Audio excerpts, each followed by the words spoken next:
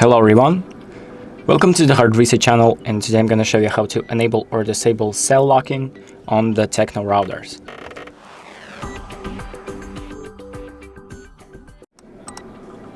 So the first thing that we're going to do is connect to the network of your router. So once we've done that, we're going to enter the admin address. So if you want to access the admin page, you're going to enter the IP address of your router.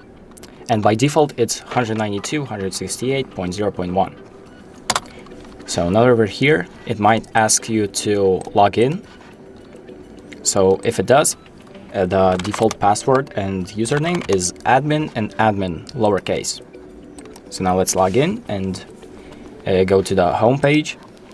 Then go to the advanced settings by pressing the settings button next to advanced. And we're going to go down to cell locking. And here you can enable or disable it. And once you've selected the option that you want, press apply and wait for your settings to apply, and you might need to restart your router to actually apply those settings. So let's do that.